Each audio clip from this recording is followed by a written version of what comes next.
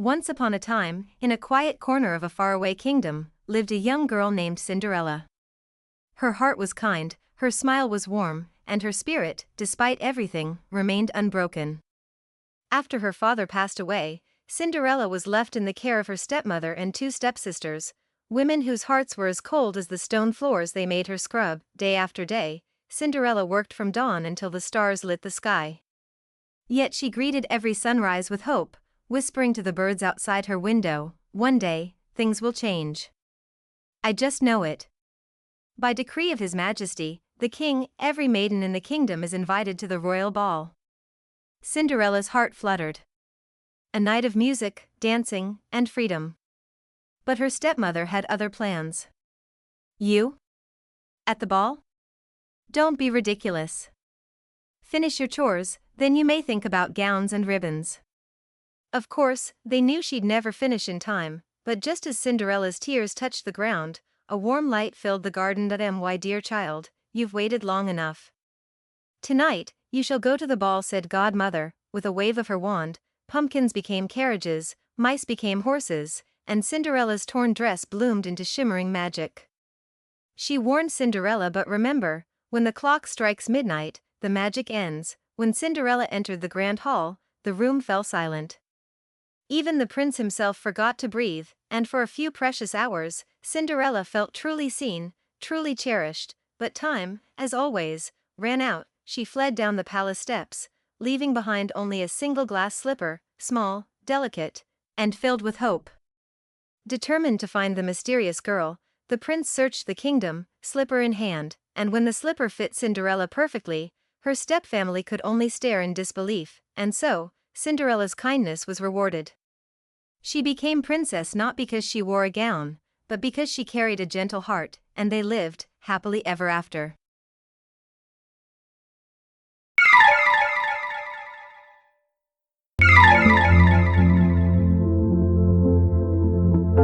In a quiet lakeside village, where morning mist drifted low and soft, there lived a lonely young girl named Lila. She often wandered to the lake to find peace. One morning, Layla noticed a shimmering ripple across the lake. A beautiful white swan emerged.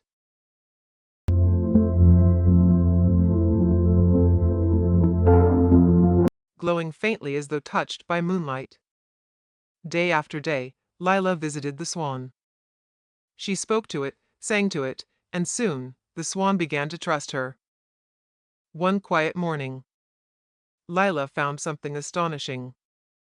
The swan had laid an egg, but not an ordinary one. It shimmered like the sun itself. Lila kept the secret, until one villager overheard her humming about the golden egg. Soon, rumors spread like wildfire. All village people asked her, "Where is this treasure?" A wealthy merchant, greedy and ambitious, rushed to see the swan for himself. He offered Lila money, threats, anything to get the creature. One night, the merchant tried to capture the SWA. But the swan sensed danger and fled across the moonlit lake. Merchant saw swan vanished, he became upset. Cornered, the swan rose into the sky, its feathers shining brighter than ever, then burst into a beam of golden light. When the glow faded, the swan was gone, and so was the greed in the merchant's heart. The next morning, where the swan vanished, Lila found one final golden egg, larger and brighter than the first. She used it not for riches, but to help rebuild her village. She helped all villagers, and all people got shelter and food. They all are happy, prospered, not because of gold, but because the people learned to value kindness over greed. And every dawn, Lila still visited the lake, feeling the spirit of the swan shimmering in the light. Every time she came to the lake and remind that swan. Hence, the moral of the story is those who are greedy to have more, they even lose everything they have. Once upon a time, in a small village nestled at the edge of a mysterious forest, there lived a kind-hearted woman named Lily. She had a heart as pure as the morning dew and was loved by everyone in the village. Lily had a deep love for nature and spent most of her days wandering through the lush green fields and breathtaking meadows. One fine morning, as Lily was strolling through the village, she stumbled upon an old, dusty book in the market. The book had a worn-out cover with intricate symbols and seemed to hold secrets of the enchanted forest. Intrigued, Lily purchased the book and hurried home to unravel its mysteries. As the sun set and darkness blanketed the sky, Lily sat by the fireplace, her eyes glistening with anticipation. She carefully opened the book, and to her amazement, a bright light engulfed her room. Suddenly, she found herself standing at the very edge of the village, right where the enchanting forest began.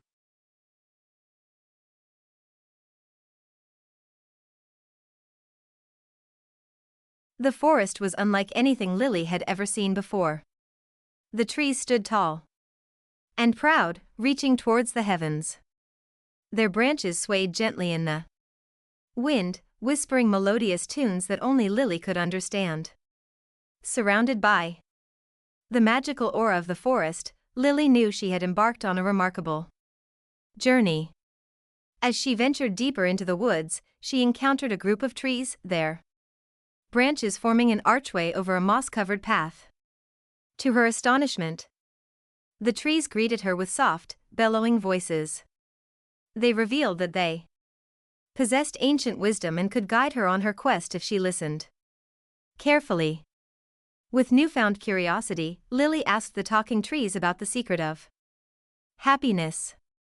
The trees whispered in unison, "Happiness lies not in material possessions, but in acts of kindness and love. Nurture the world around you, and true happiness shall find its way into your heart."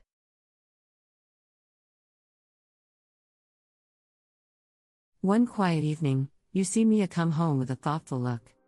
Her mom gently asks, "Is everything okay, sweetheart?"